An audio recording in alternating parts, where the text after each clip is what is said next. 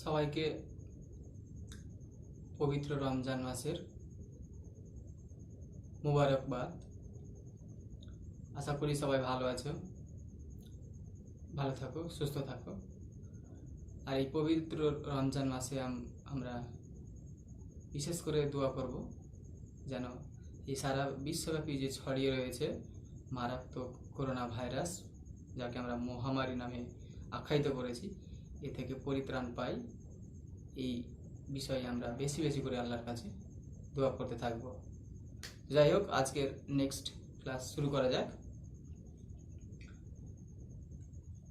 আজকে তোমাদের পড়ানো হবে অ্যাকুইফার। আসলে এর আগের দিন যেটুকু পড়ানো হয়েছে তোমাদের ভৌমজলস্তর সম্পর্কে, তারই একটি অংশ।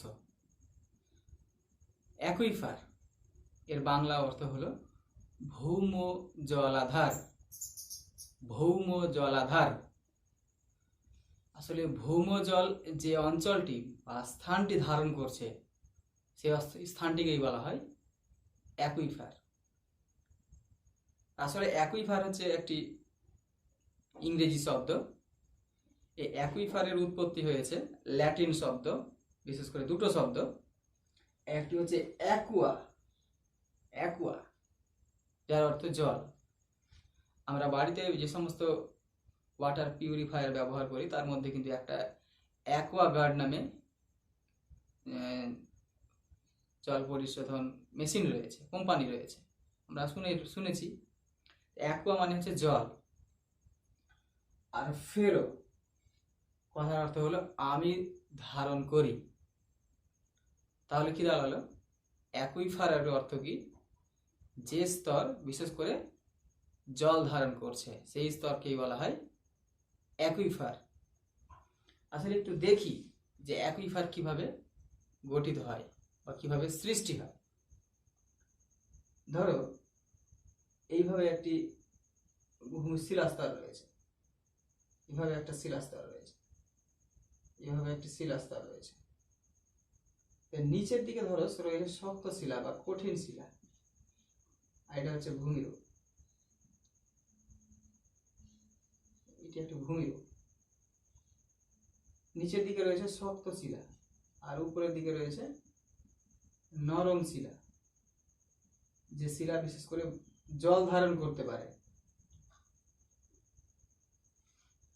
এইভাবে যখন একটি প্রবেশ্য শিলাস্তরের উপরে একটি অপ্রবেশ্য শিলাস্তরের উপরে যখন একটি প্রবেশ্য শিলাস্তর অবস্থান করবে, একটু আসি যে প্রবেশ্য শিলাস্তর কি আর অপ্রবেশ্য শিলাস্তর কি।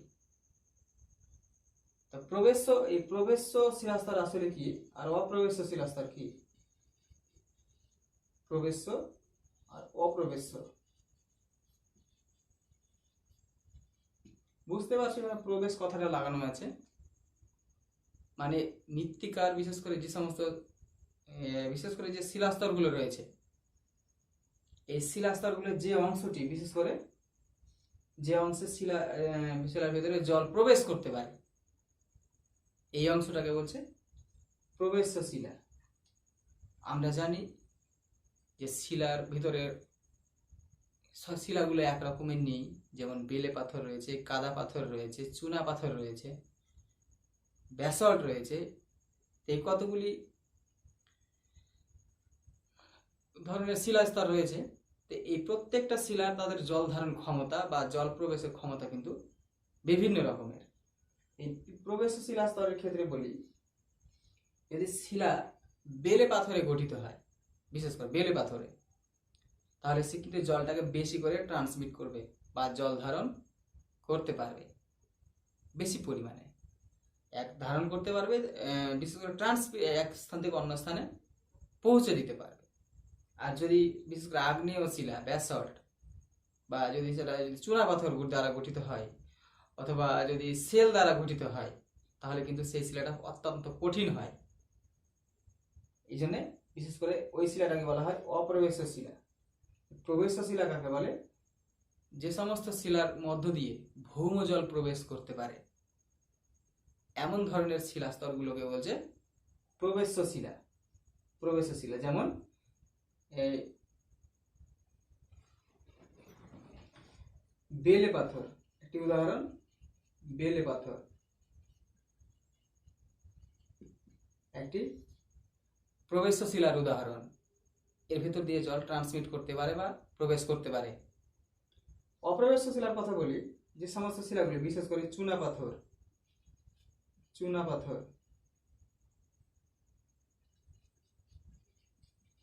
তারপরে সেল,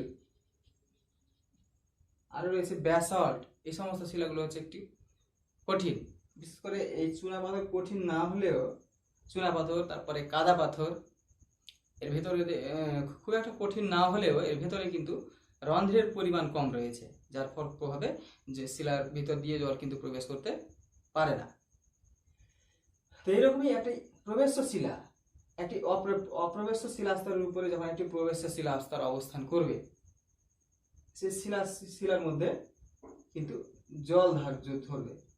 এই শিলা, যে অংশটি বিশেষ করে জল ধরবে, জল ধরে স্টোর হয়ে থাকবে, জলগুলো ধরো এটা এই এলাকাতে জল স্টোর হয়ে আছে, এই অংশটাকে বলা হয় অ্যাকুইফার। আসলে জলবাহী স্তর বা যে জল বহন করতে পারে।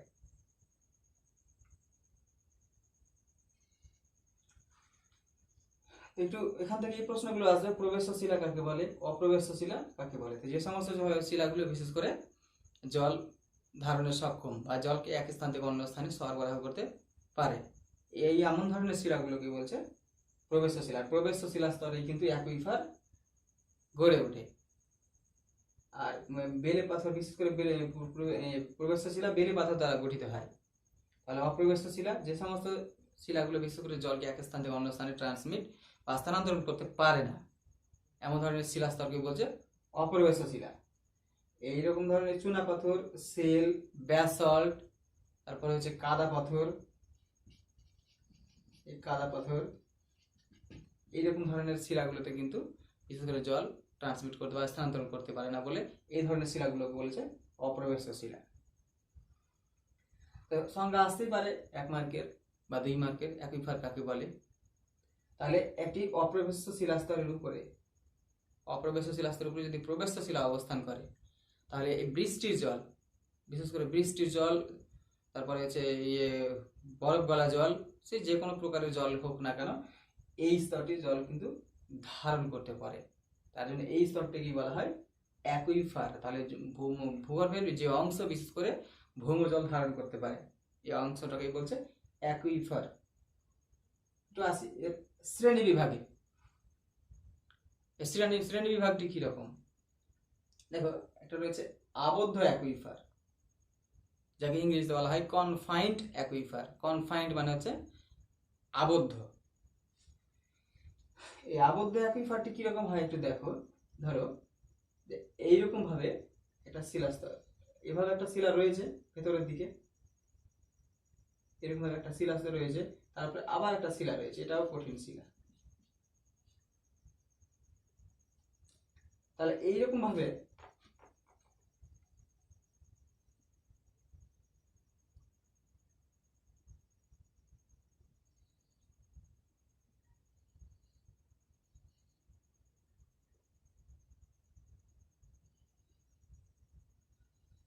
তাহলে এটা হচ্ছে কঠিন শিলা বা অপ্রবেশ্য শিলা, আর তার ভেতরে হচ্ছে একটি প্রবেশ্য শিলা। এই প্রবেশ্য শিলা আবার উপরে রয়েছে কঠিন শিলা। তাহলে দুটো অপ্রবেশ্য শিলাস্তরের মাঝে দুটো অপ্রবেশ্য শিলাস্তর, নিচেও অপ্রবেশ্য শিলাস্তর, আবার উপরেও অপ্রবেশ্য শিলাস্তর। তো এইরকম যদি সিচুয়েশন থাকে, তাহলে কিন্তু বিশেষ করে এই ধরনের অ্যাকুইফারগুলোকে বলা হচ্ছে আবদ্ধ অ্যাকুইফার। বলে এখানে জল কি করে আসে, সাধারণত বৃষ্টিপাত হলে এইটা দিয়ে জল কিন্তু ভেতরের দিকে প্রবেশ্য শিলা দিয়ে ঢুকে যায়, দিয়ে জলটা ঠিক এইভাবে প্রবাহ শুরু হয়ে যায়, জলটা এইভাবে নিচের দিকে নামতে শুরু করে। তো এই যে স্তরটা জল ধারণ করছে, এই স্তরটাকেই বলছে আবদ্ধ অ্যাকুইফার। এখানে তো অ্যাকুইফার তো রয়েছেই, জলবাহী স্তর তো রয়েছে, কিন্তু তার উপরে আর নিচে উভয় পাশেই রয়েছে দুটো অপ্রবেশ্য শিলা, যার ফলে এই প্রকার অ্যাকুইফার থেকে কিন্তু পরবর্তীকালে আমরা ভৌমজল সংগ্রহ করতে পারি না, যেহেতু উপরের দিকে শক্ত শিলা রয়েছে, নিচের দিকেও শক্ত শিলা রয়েছে। আবার এই ধরনের আবদ্ধ অ্যাকুইফারে আর্টেজিও কূপ বা আর্টেসিয়ান অ্যাকুইফার গড়ে উঠতে পারে। আর্টেসিয়ান কূপ বা আর্টেসিয়ান অ্যাকুইফারটা কিরকম? যদি একটি ভূমিরূপ ভাঁজ গঠন হয়, এভাবে ভাঁজযুক্ত যদি গঠন হয়, এভাবে ভাঁজযুক্ত গঠন, তাহলে যদি বিশেষ করে এইরকম পজিশনে যদি আবদ্ধ শক্ত শিলা থাকে উপরের দিকে, আবার ভেতরের দিকে এখানে রয়েছে একটা প্রবেশ্য শিলা, এটা হচ্ছে প্রবেশ্য শিলা, এটা দিয়ে বৃষ্টির জল ঢুকতে পারবে। আবার তলের দিকে রয়েছে একটি অপ্রবেশ্য শিলা। এরকম ধরনের ভাঁজ গঠনে বিশেষ করে যখন উপরের দিকেও অপ্রবেশ্য শিলা, নিচের দিকেও অপ্রবেশ্য শিলা, আর মিডিল বরাবর রয়েছে একটা আবদ্ধ অ্যাকুইফার বা আবদ্ধ জলাধার, জলবাহী স্তর, বৃষ্টিপাতের জল এই শিলার ভেতর দিয়ে ঢুকে যাবে, ভেতরের দিকে ঢুকবে। এক সময় জল স্তর যখন এই পজিশনে চলে আসবে, জল স্তর ধরো এই পজিশনে জল ঢুকে আছে, এই পজিশন পর্যন্ত এটুকুতে জল ঢুকে আছে। ধরো আমি এটুকু কালার করে দিই, এটুকু মাটি, এটুকু হচ্ছে জল ধরে আছে। তো এইরকম সিচুয়েশন অবস্থায় তাহলে কি হবে? দুই দিক থেকে ভূমজল নিচের দিকে চাপ প্রয়োগ করবে। এটা হচ্ছে ভূমজল তল, এটা হচ্ছে কাল্পনিক তল, এই তল বরাবর জল অবস্থান করছে। তারপর কি হবে? এই জল এই উপরের শিলাস্তরে কিন্তু তখন চাপ প্রয়োগ করবে। এইখানে যখন কোনো কারণে যখন একটি ফাটল হয়ে যায়, যদি আমরা কূপ খুঁড়ে ভেতরের দিকে কূপ তৈরি করি, বা যদি ভেতরের দিকে যদি পাইপ ঢুকিয়ে দেওয়া হয় এই শক্ত শিলার ভেতর দিয়ে, তাহলে জলটা কি হবে? যদি যখন এই পর্যন্ত জল থাকবে, তখন জলটা এটা দিয়ে স্বাভাবিকভাবে এমনিতেই বেরিয়ে আসবে, কোনো ধরনের পাম্পের দরকারই পড়বে না, স্বাভাবিকভাবে জলটা বেরিয়ে আসবে। তো এই ধরনের অ্যাকুইফার গুলোকে বলছে আর্টেসিয়ান অ্যাকুইফার বা আর্টেজিও কূপ।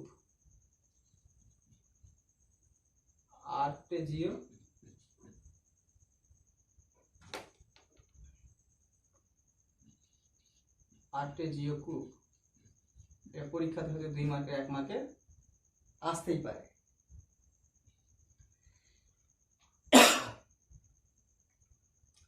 এবারে আসি অনাবদ্ধ বা মুক্ত অ্যাকুইফার কি? একে বলা হয় আনকনফাইন্ড অ্যাকুইফার, ইংরেজিতে আনকনফাইন্ড অ্যাকুইফার। একে মুক্ত অ্যাকুইফারও বলা হয়। মুক্ত, অনাবদ্ধ মানে কি? কারো দ্বারা আবদ্ধ নেই। এই ধরনের অ্যাকুইফার কিরকম হয়?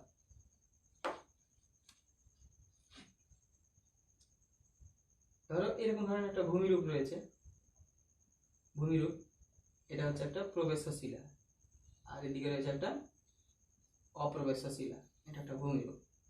এটা রয়েছে প্রবেশ্য শিলা, আর এটা হচ্ছে অপ্রবেশ্য শিলা। তাহলে এই শিলাটা ভৌমজল ধারণ করতে পারবে, এই শিলা ভৌমজল ধারণ করতে পারবে এটুকু অংশে। তাহলে একটি নিচের দিকে থাকবে অপ্রবেশ্য শিলা, আর উপরের দিকে থাকবে প্রবেশ্য শিলা। তো এইরকম ধরনের যখন অ্যাকুইফার গড়ে উঠবে, এটা হচ্ছে কিন্তু অ্যাকুইফার। আসলে ভৌমজল যে স্তরটি ধারণ করছে সেটাকেই বলছে অ্যাকুইফার। তাহলে একটি নিচের দিকে থাকবে, নিচের দিকে কিন্তু অপ্রবেশ্য শিলাস্তর থাকতেই হবে, না হলে উপর দিয়ে যে বৃষ্টির জল প্রবেশ করবে সেটা কিন্তু ভিতরে অভ্যন্তরে চলে যাবে। তো ভিতরের দিকে যদি এই অ্যাকুইফার গড়ে উঠতে গেলে অবশ্যই নিচের দিকে কিন্তু একটি অপ্রবেশ্য শিলাস্তর থাকতে হবে, না হলে কিন্তু সে গড়ে উঠতে পারবে না। তো একটি অপ্রবেশ্য শিলাস্তরের উপরে যখন প্রবেশ্য শিলাস্তর অবস্থান করবে, সেই প্রবেশ্য শিলাস্তর কিন্তু ভৌমজল ধারণ করতে পারবে, দিয়ে যে ভৌম জলাধার গড়ে ওঠে সেটাকেই বলা হয় অনাবদ্ধ বা মুক্ত। এইখান থেকেই বিশেষ করে জলগুলো আমরা নলকূপের মাধ্যমে ভেতর থেকে বার করে থাকি। 1 মার্কে আসতে পারে পরীক্ষাতে অনাবদ্ধ অ্যাকুইফার বা মুক্ত অ্যাকুইফার কাকে বলে, যখন একটি প্রবেশ্য শিলাস্তরের উপরে যখন একটি অপ্রবেশ্য শিলাস্তরের উপরে যখন একটি প্রবেশ্য শিলাস্তর অবস্থান করবে, তখন এই প্রবেশ্য শিলা যে জল ধারণ করবে সেই অ্যাকুইফারটাকেই বলবে অনাবদ্ধ বা মুক্ত অ্যাকুইফার।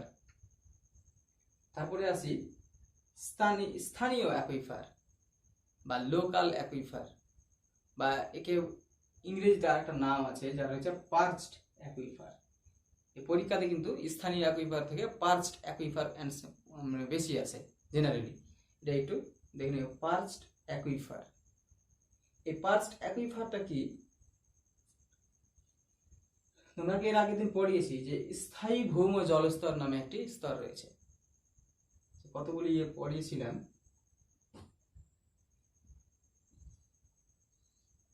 যে একটি ভৌম জলস্তর রয়েছে, নিচের দিকে ভৌম জলস্তর ভৌম জল ধারণ করছে, উপরের অংশটাকে বলছে ভাঁড়স স্তর, এইটুকু অংশকে। এর ওপরে তিনটে অংশ ছিল, যেটা উপরের অংশটাকে বলতো বিশেষ করে মাটি জলস্তর, তারপরে রয়েছে বায়বীয় স্তর, তারপরে রয়েছে কৈশিক স্তর। বিশেষ করে এই অংশটা হচ্ছে water table, ground water table, মানে কি গ্রাউন্ড ওয়াটার বা ভৌম জলস্তরের সর্বোচ্চ সীমা। এই অংশটা এর নিচে ভৌম জলের স্তরটা ধারণ করছে, এই অংশটাকে বলছে কি অ্যাকুইফার। যে অংশটা ভৌম জলকে ধারণ করছে সেই অংশটাকে বলছে অ্যাকুইফার। আর এই এটা বলছে স্থায়ী অ্যাকুইফার বা স্থায়ী ভৌম জলাধার। এর উপরের দিকে বিশেষ করে এইটুকু অংশের মধ্যে, বিশেষ করে এই ভৌম জলস্তর বা অ্যাকুইফারের উপরের দিকে, এটা হচ্ছে অ্যাকুইফার। অ্যাকুইফারের উপরের দিকে ধরো এইটুকু এরকম অংশে হতে পারে, এরকম অংশ হতে পারে, কোনো কারণে এইখানে একটা স্তর কিন্তু চামচের মতো হয়ে অবস্থান করবে, আর নিচের দিকে অতি সূক্ষ্ম সূক্ষ্ম পদার্থগুলো দিয়ে এই নিচের স্তরে কিন্তু একটি অপ্রবেশ্য শিলা তৈরি হয়ে যাবে। নিচের দিকে উপর থেকে বিভিন্ন ধরনের সূক্ষ্ম সূক্ষ্ম পদার্থগুলো এসে, যত সূক্ষ্ম পদার্থ হবে তত জমির থেকে যত বেশি সূক্ষ্ম, সেখানে কিন্তু জল ধারণ ক্ষমতা খুবই কম। কারণ ভেতরের দিকে জল প্রবেশ তখনই করতে পারবে যখন ভেতরের দিকে বিশেষ করে শিলার ভিতরে অসংখ্য রন্ধ্র বা ফাঁকা স্থান থাকবে বা পরিসর থাকবে।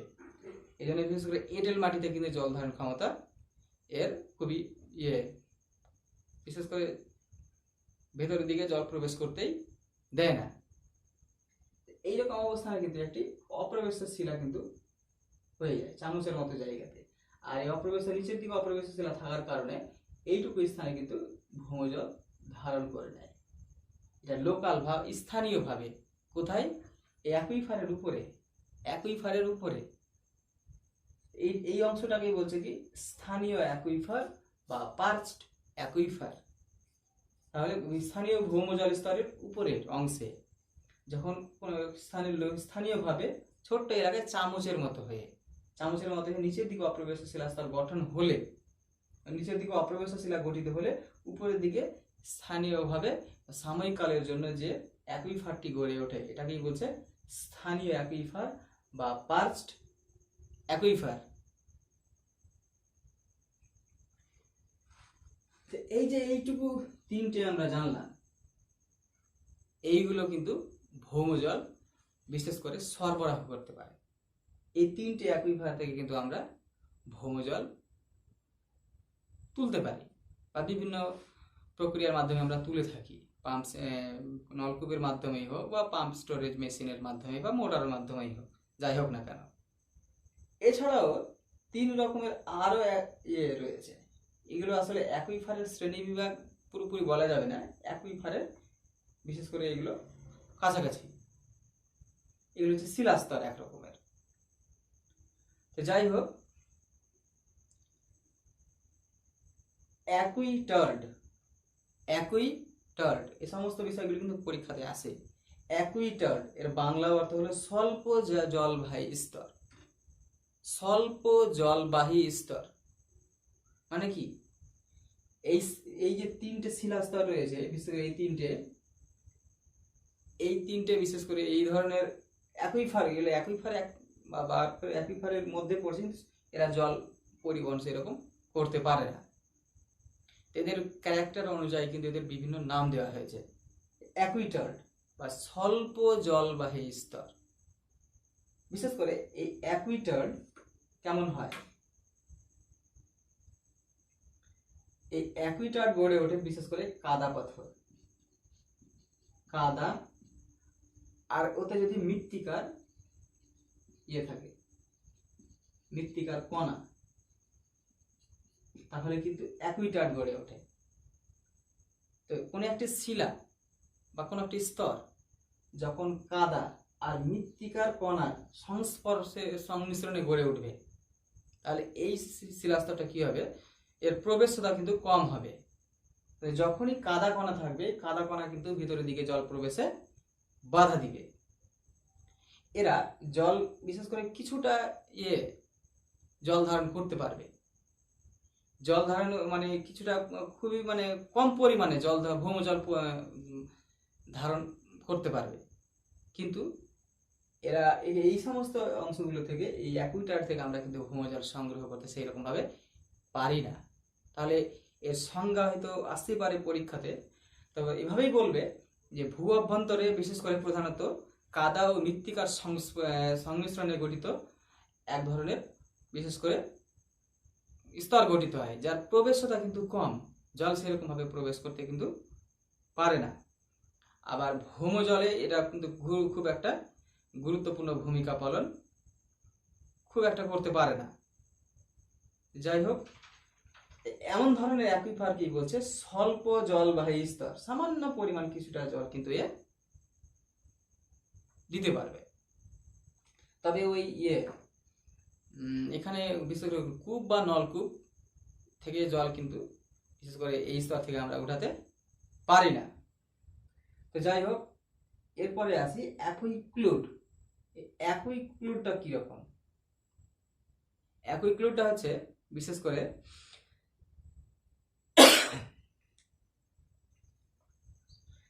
এই অ্যাকুইক্লুডটা গড়ে উঠবে কাদা আর সেল দ্বারা,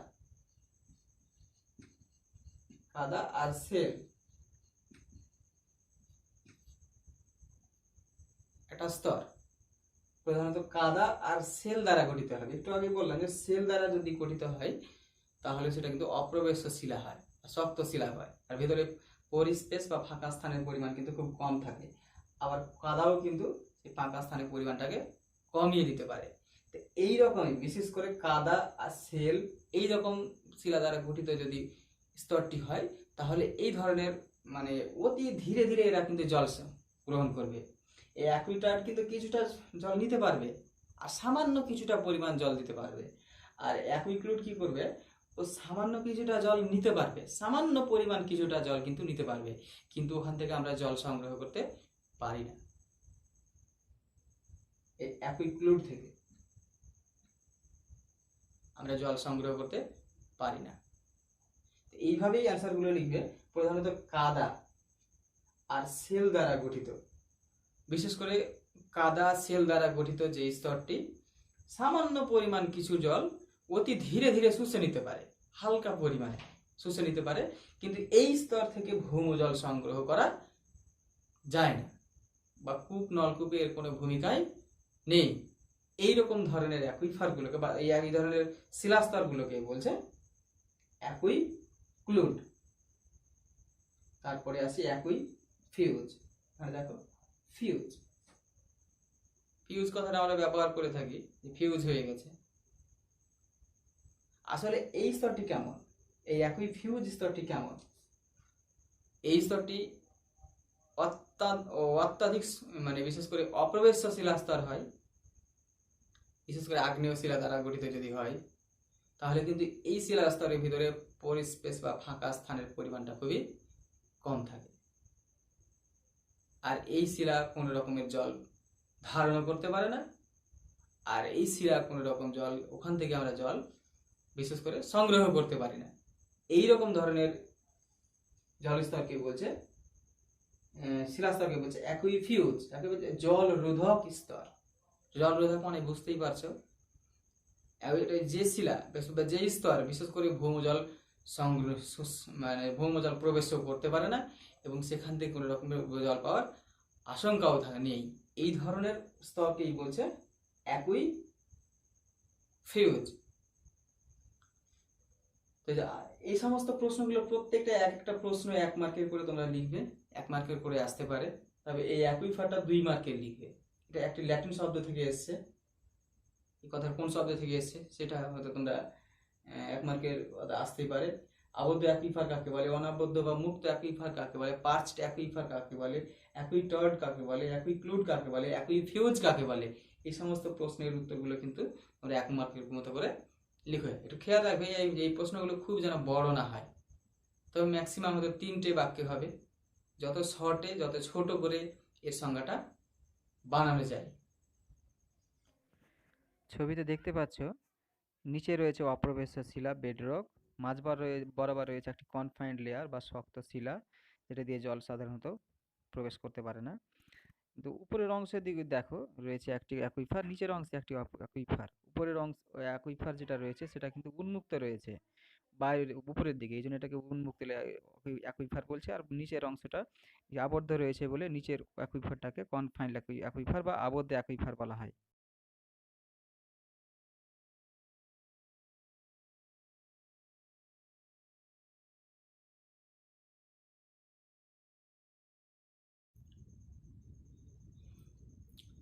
এবারে প্রস্রবণ সম্পর্কে কিছু আলোচনা করি। প্রস্রবণ তোমরা পূর্ববর্তী শ্রেণীগুলোতে পড়াশোনা করেছো, তখন প্রস্রবণ নামে একটি কথা এসছে। তোমরা উষ্ণ প্রস্রবণ বীরভূম জেলার বিশেষ করে বক্রেশ্বরের কথা শুনেছ। তো এইরকম প্রস্রবণগুলো সম্পর্কে আজকের আলোচনা। প্রস্রবণের ইংরেজি অর্থ স্প্রিং। আসলে এই প্রস্রবণ কি? প্রস্রবণ 1 মার্কের আসতেই পারে বা 2 মার্কের। প্রস্রবণ হচ্ছে এমনই একটি কূপ যা মানুষের সাহায্য ছাড়াই ভেতর থেকে, মাটির ভেতর থেকে জল বেরিয়ে আসবে। তো শিলাস্তরের কোনো একটি ফুটো, ফাটল বা দারণ বা কোনো একটি ছিদ্র দিয়ে যখন স্বাভাবিকভাবেই মানুষের হাত ছাড়াই ভূগর্ভের জল বাইরের দিকে বেরিয়ে আসবে, এমন ধরনের জলের উৎসগুলোকেই বলছে প্রস্রবণ। আবার বলছি, কোনো রকম মানুষের সাহায্য ছাড়াই যখন স্বাভাবিকভাবেই, যখন শিলাস্তরে ফাটল, ফুটো, রন্ধ্র বা কোনো একটি ছিদ্র যাই হোক না কেন, তার ভেতর দিয়ে ভৌমজল বাইরের দিকে বেরিয়ে আসবে, সেই জলের উৎসগুলোকেই বলছে স্প্রিং বা প্রস্রবণ। সেটা ঝর্ণাও হতে পারে। তো দেখো, এখানে একটি প্রস্রবণের আমি চিত্র অঙ্কন করেছি। দেখো উপরের দিকে রয়েছে, এইগুলো হচ্ছে অপ্রবেশ্য শিলা।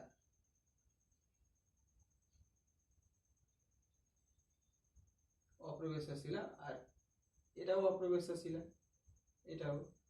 আর এখানে রয়েছে, এটা হচ্ছে প্রবেশ্য শিলা, এটা হচ্ছে প্রবেশ্য।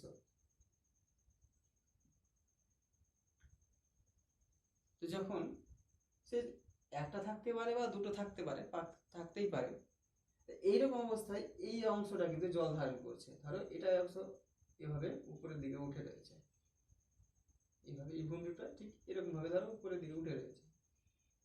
এটা হচ্ছে প্রবেশ্য শিলা, এটা দিয়ে জলটা কিন্তু ঢুকছে। আর এটা হচ্ছে কঠিন শিলা, কঠিন শিলা এখান থেকে শেষ। এইরকম অংশে বৃষ্টিপাত হলে জলটা ভেতরের দিকে ঢুকবে, জলটা ভেতরের দিকে ওখানে কঠিন শিলা রয়েছে। এইরকম ভাবে জলটা ধীরে ধীরে এই দিকে এগোবে, ভূমির উপরে ঢালবে, ঠিক নিচের দিকে কিন্তু এগোতে থাকবে। এইরকম সময়ে এইটা দিয়ে একদম শেষ প্রান্তে, এটা দিয়ে কিন্তু মানুষের হাত ছাড়াই স্বাভাবিকভাবে বাইরের দিকে জলটা কিন্তু বেরিয়ে আসবে। এইরকম ধরনের যখন জলের, বিশেষ করে এই ধরনের উৎসগুলোকেই বলছে প্রস্রবণ। একজন মঙ্ক হাউস নামে একজন বিজ্ঞানী রয়েছেন, তিনি বলেছিলেন আসলে প্রস্রবণ কি। কিছুটা বেগের সঙ্গে ভূগর্ভে জল স্বাভাবিকভাবেই ভূপৃষ্ঠের বাইরের দিকে বেরিয়ে আসাকেই বলছে স্প্রিং বা প্রস্রবণ। কিছুটা বেগের সঙ্গে বেরিয়ে আসবে। এখানে ঝর্ণা হতে পারে, বিশেষ করে আমরা মতি ঝর্ণার নাম শুনেছি, যেটা ঝাড়খণ্ডে রয়েছে। যাই হোক, এই স্প্রিং বা এই প্রস্রবণের কতগুলি নিয়ন্ত্রক রয়েছে। নিয়ন্ত্রক মানে কি, এই যে স্প্রিং বা এই যে জলের যে বাইরের দিকে জলধারাটা বাইরের দিকে বেরিয়ে আসছে, এটাকে কতগুলি বিষয় কন্ট্রোল করে বা এর হওয়ার পিছনে মানে কারণ হয়ে দাঁড়ায়। এই সমস্ত বিষয়গুলি সম্পর্কে একটু জানি। প্রথমেই রয়েছে শিলাস্তরের প্রকৃতি। আমি উদাহরণগুলো এখানকার দিব, খুব পরিষ্কারভাবে তোমরা একটু শুনবে। শিলাস্তরের প্রকৃতি। আসলে শিলাস্তরের প্রকৃতি কি? প্রকৃতি মানে কি, শিলাগুলো কঠিন, শক্ত, প্রবেশ্য, অপ্রবেশ্য, নরম, ঠিক এইরকম দিকটাকে বলছে শিলাস্তরের প্রকৃতি বোঝাচ্ছে। এখানে দেখতে পাচ্ছ নিচের দিকে রয়েছে অপ্রবেশ্য শিলা আর মাঝ বরাবর রয়েছে একটি প্রবেশ্য শিলা। এমন ধরনের যদি সাজানো গোছানো থাকে তাহলে কিন্তু নিচের দিকে যদি একটা প্রবেশ্য শিলা, অপ্রবেশ্য শিলা আর উপরের দিকে যদি প্রবেশ্য শিলা অবস্থান করে, তাহলে কিন্তু এই স্প্রিং বা প্রস্রবণ গড়ে উঠবে, না হলে কিন্তু গড়ে উঠতে পারবে না। পয়েন্টের দিকে তারপরে শিলার চ্যুতি ফাটল। চ্যুতি ফাটল, রন্ধ্র বা আরো দারণ, এইরকম ধরনের যদি শিলাস্তরে থাকে, ধরো এরকম একটা পাহাড় রয়েছে, এরকম ধরনের একটা পাহাড় রয়েছে, তাহলে ভেতর দিকে এখানে যদি কোনো রকম একটা ফাটল দেখা যায়, এটা পাহাড়ে, তাহলে এই ফাটল বাইরের দিকে ভিতরের দিক জলগুলো কিন্তু এই ফাটল বরাবর বাইরের দিকে, তাহলে ফাটলটা এইভাবে হয়েছে, এই ফাটল বরাবর কিন্তু বাইরের দিকে বেরিয়ে আসতে পারবে। ফাটল বরাবর চুইয়ে চুইয়ে নিচের দিকে নামতে থাকবে। তা বিশেষ করে এই শিলার চ্যুতি, দারণ, ফাটল, ছিদ্র ইত্যাদি অংশেই কিন্তু জলপ্রপাত সৃষ্টি হয়। যদি এগুলো না থাকে তাহলে কিন্তু প্রস্রবণ সৃষ্টি হয়, আর যদি না থাকে তাহলে কিন্তু সৃষ্টি হবে না জেনারেলি। তারপরে আসি 3 নম্বরে, দেখো প্রবেশ্যতা। প্রবেশ্যতা, আসলে প্রবেশ্যতা কিভাবে এই স্প্রিং বা জল প্রস্রবণকে কন্ট্রোল করে। একটা শিলার ভিতরে যদি প্রবেশ্যতাই না থাকবে তাহলে জল কি করে ধরবে? প্রবেশ্যতা মানে কি, শিলায় জল প্রবেশের ক্ষমতা। তার যদি জল প্রবেশ্যতাই না থাকে বা জল প্রবেশ না করতে পারে, তাহলে তো স্প্রিং গড়েই উঠবে না। তাহলে প্রবেশ্যটা, শিলার প্রবেশ্যতা হচ্ছে একটি মানে গুরুত্বপূর্ণ নিয়ন্ত্রক। তারপরে আছে জল ধারণ ক্ষমতা। জল ধারণ ক্ষমতা কি, একটা শিলা কিন্তু জল ধারণ করতে পারে, স্টোর করতে পারে। যদি সে জল ছেড়ে দেয় বা নিচের দিকে যদি বেশি করে পার্কুলেট করে দেয় বা অনুস্রাবিত হয়ে যায়, তাহলে সেই বিষয়ে জল থাকবে না, পরবর্তীকালে সেখান থেকে জলই পাওয়া যাবে না। এই শিলা তারা জল ধারণ করছে, ধরে রেখেছে। এই জন্যই যে শিলা বিশেষ করে জল ধারণ করবে, সেই স্তর থেকেই এই প্রস্রবণগুলো কিন্তু বাইরের দিকে মানে প্রস্রবণগুলো সৃষ্টি হবে। 5 নম্বরে দেখো ভূমির ঢাল। ভূমিটা যদি ঠিক এই রকমের হয়, ধরো এইভাবে রয়েছে সমান্তরাল ভূমিভাগ, নিচের দিকে প্রবেশ্য শিলা, আবার নিচের দিকে অপ্রবেশ্য শিলা, আবার প্রবেশ্য শিলা, আবার অপ্রবেশ্য শিলা, তাহলে এরকম যদি ভূমিভাগ থাকে তখন কিন্তু প্রস্রবণ সৃষ্টি হবে না। প্রস্রবণগুলো সবসময় আমরা কোথায় দেখতে পাই? বিশেষ করে দেখতে পাই কোনো পাহাড়ের ঢালে। অ্যাকচুয়ালি সমভূমিতে কিন্তু দেখা যায় না, কিন্তু সমভূমিতে অনেক সময় দেখা যায়, যেটা এর আগে দেখালাম, যে এইরকম ধরনের যদি ভাঁজযুক্ত ভূমিরূপে যদি প্রবেশ্য শিলা আর অপ্রবেশ্য শিলা স্তরগুলো যদি মানে এভাবে ঢাকানো থাকে, এটা ওই আর্টেসিয়ান অ্যাকুইফার বা আর্টেজিয়াকুপটা দেখালাম। এইভাবে যখন নিচের দিকে উপরের দিকে প্রবেশ্য শিলা, আবার নিচের দিকে উপরের দিকে অপ্রবেশ্য, নিচের দিকে প্রবেশ, আর মাঝ বরাবর যদি প্রবেশ্য শিলা অবস্থান করে, নিচের দিকে অপ্রবেশ্য আর উপরের দিকে অপ্রবেশ্য আর মাঝ বরাবর যদি প্রবেশ্য শিলা অবস্থান করে, তাহলে কিন্তু এখানে সাধারণত একটি ভিতর দিকে যে পাইপ দিতে হয়, বাইরের দিকে জলটা বেরিয়ে আসে। তো এইরকম ভাবেও কিন্তু মানে এই নিচের দিকে বিশেষ করে আমরা হয়তো ভাবতে পারি যে ওটা তো দুই দিকে পাহাড়, কিন্তু নিচের অংশ দিয়ে জলটা বেরিয়ে আসার কারণটা কি? সেটা তো পাহাড়ের ঢাল কোন একটা অংশ দিয়ে বেরিয়ে আসতে পারতো। যেমন এখানে ঢালের একটা অংশ দিয়ে বেরিয়ে আসছে, এটা ধরো একটা পাহাড়ের একটা ঢালের অংশ দিয়ে বেরিয়ে আসছে। বিশেষ করে প্রস্রবণগুলো পাহাড়ের ঢালু অংশে কিন্তু সৃষ্টি হয়। ঢাল না হলে কিন্তু জেনারেলি, তবে ঢাল ছাড়া যেটা হয় সেটার নাম হচ্ছে আর্টেসিয়ান অ্যাকুইফার বা আর্টেজিও কূপ। আর বাদ বাকি যতগুলো হয় বিশেষ করে ঢালেই হয়। ভূমির ঢাল যত খাড়া হবে জলের গতিবেগটা তত বেশি হবে, আর ভূমির ঢাল যত কম হবে এই প্রস্রবণের পরিমাণ কিন্তু তত কম হয় জেনারেলি। তারপর আছে 6 নম্বরে বৃষ্টিপাত। বৃষ্টিপাত প্রস্রবণে বৃষ্টিপাতের উপর বৃষ্টিপাত আসলে অধঃক্ষেপণও বলতে পারা যায়। বৃষ্টিপাতের স্থায়িত্ব, বৃষ্টিপাতের পরিমাণ, বৃষ্টিপাত যদি বেশি হয় তাহলে প্রস্রবণের বেশি সৃষ্টি হয়, আর বৃষ্টিপাত যদি না হয় তাহলে কিন্তু জল, বিশেষ করে প্রস্রবণের যে সোর্স, বিশেষ করে জল, বৃষ্টিপাত যদি না হয় তাহলে এখানে জলের পরিমাণ কিন্তু খুবই কমে যাবে বা থাকবে না বলে প্রস্রবণ সৃষ্টি হতে পারবে না। বৃষ্টিপাত হচ্ছে প্রস্রবণ সৃষ্টির ক্ষেত্রে বিশেষ করে খুবই গুরুত্বপূর্ণ একটি নিয়ন্ত্রক। তারপরে আসি ভৌমজলের চাপ।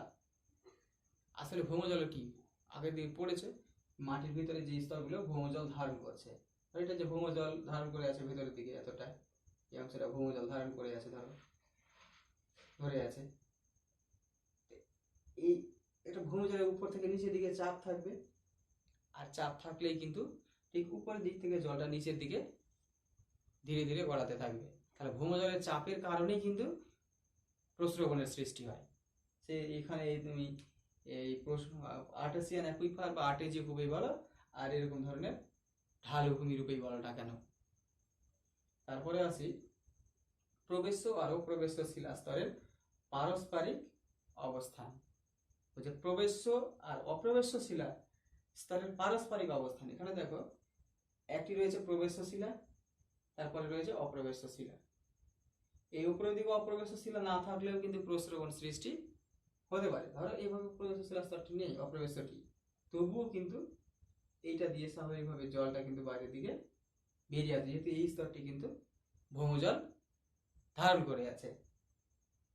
তাহলে অবশ্যই নিচের দিকে একটি, এটা পারস্পরিক অবস্থান বলেছে, নিচের দিকে অবশ্যই একটি অপ্রবেশ্য শিলা থাকবে যে জলের নিচের গতিটাকে রোধ করবে, আর উপরের দিকে অবশ্যই একটি জল ধারণকারী স্তর থাকবে, যে ধারণকারী স্তরটি দিয়ে জল ধীরে ধীরে ভেতর দিয়ে অভিকর্ষের টানে নিচের দিকে গড়াবে, এবং শেষ প্রান্ত দিয়ে যেখানে প্রবেশ্য শিলা আর অপ্রবেশ্য শিলা পরস্পরের মধ্যে ছেদ করবে, সেখানে কিন্তু জলটা বাইরের দিকে স্বাভাবিকভাবেই বেরিয়ে আসবে, কেবলমাত্র জলের চাপের কারণে ভূমির উপর ঢাল বরাবর। যাই হোক, এই সমস্ত পয়েন্টগুলো একটু তোমরা দেখবে, আর এইগুলো সেরকম ডিটেলে বলার দরকার নেই, তোমরা সাধারণত জানলেই হবে। তারপরে আসি একটা ইম্পর্টেন্ট প্রশ্ন, রিমার্কে আসতেই পারে, প্রস্রবণ রেখা বা স্প্রিং লাইন। প্রস্রবণ রেখা কি? ধরো এরকম ধরনের একটা ভূমিরূপ রয়েছে,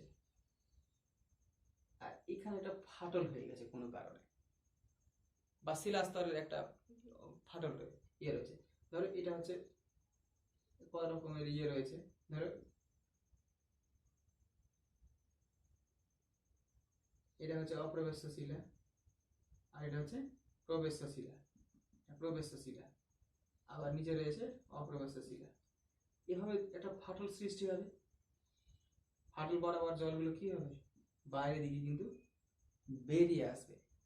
এখানে অসংখ্য ফাটল বরাবর অসংখ্য প্রস্রবণ সৃষ্টি হবে। এই অসংখ্য প্রস্রবণ সৃষ্টি হলে সেটা বলে প্রস্রবণ রেখা। এই প্রস্রবণগুলো যখন একটি নির্দিষ্ট রেখা বরাবর, একের অধিক যখন একটি নির্দিষ্ট রেখা বরাবর বেরোতে থাকবে, একই লাইন বরাবর, যা লাইন বরাবর তখনই হবে যখন একটি ফাটল থাকবে, বা শিলাস্তরের জয়েন্ট থাকবে, বা শিলাস্তরের সীমানা থাকবে, যখন একটি অপ্রবেশ্য শিলাস্তরের নিচে আর প্রবেশ শিলাস্তরের উপরে একটি যে জয়েন্ট, ফাটল, দারণ ইত্যাদি বলা হয়ে থাকে। এইরকম ধরনের লাইন বরাবর যখন অসংখ্য একের বেশি যখন প্রস্রবণগুলি সৃষ্টি হবে, তাকে বলবে প্রস্রবণ রেখা। এই প্রস্রবণ রেখাগুলো বিশেষ করে দেখতে পাওয়া যায়, আমরা কুমায়ুন হিমালয় সম্পর্কে পড়াশোনা করেছি ক্লাস 10-এ। তখন কুমায়ুন হিমালয় বলতে উত্তরাখণ্ডের বিশেষ করে যে হিমালয় রয়েছে, যেখান থেকে গঙ্গা নদীর উৎপত্তি, সেখানেই রয়েছে সহস্রধারা। সহস্র মানে বুঝতে পারছেন একের অধিক, বিশেষ করে সহস্রধারা দেরাদুনে রয়েছে, উত্তরাখণ্ডের রাজধানী দেরাদুনে রয়েছে। তো বিশেষ করে এই প্রস্রবণগুলো ভারতের কিন্তু কতগুলি অঞ্চলে ছড়িয়ে ছিটিয়ে রয়েছে, তো এই বিশেষ করে যে সমস্ত অঞ্চলগুলিতে ছড়িয়ে ছিটিয়ে রয়েছে তার সম্পর্কে একটু দেখে নাও।